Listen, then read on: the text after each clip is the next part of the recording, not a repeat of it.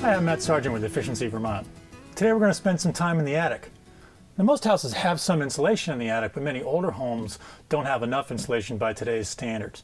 So we'll talk about how to upgrade the attic insulation, and equally as important, we're going to talk about air sealing. When you're in the attic, it's a good idea to wear protective clothing and a dust mask. Careful of where you stand. Don't step between the ceiling joists where you could fall through.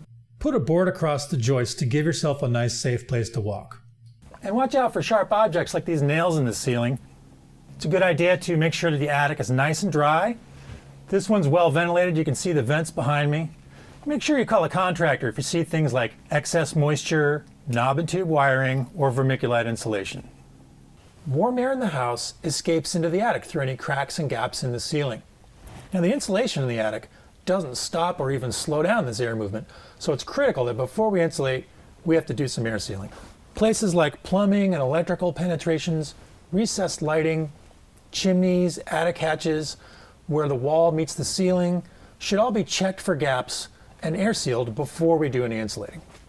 This is the attic stairway. This is the biggest hole between the house and the attic that we've got, so we want to make sure that it's really well air sealed, and that's what this weather stripping here is doing, and then it's well insulated. And here we can see we've got 2 pieces of rigid foam board insulation to sit on top of this weather stripping. To get to today's standard of R49, we'd need at least 4 layers. Now that we've taken a look at the air sealing, let's examine the insulation. This is cellulose insulation. It's mixed with some loose-filled fiberglass. Underneath there's about 1 inch of old fiberglass. The whole thing's about 7.5 inches deep, so it's about R25. And to bring it into compliance with today's code, we need R49. We're going to have to effectively double the insulation here. If you have a recessed can, you have to check to see if it's rated for contact with the insulation. If a can is not rated for insulation contact, it needs to have an insulation dam around it so that insulation doesn't touch it. Chimneys require special treatment. Call Efficiency Vermont to find out more. For this attic, it makes sense to go with loose fill or batt insulation. Loose fill insulation is often installed by a professional, or you can rent or borrow the equipment and do it yourself. Batt insulation comes in rolls or bales.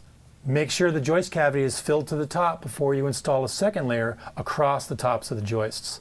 It's important to make sure there's no voids or compressions in batt insulation. Not all attics are alike. You may see some things in your attic that we didn't talk about today, and if you're not sure how to proceed, get in touch with a contractor or call us at Efficiency Vermont. We're always here to help.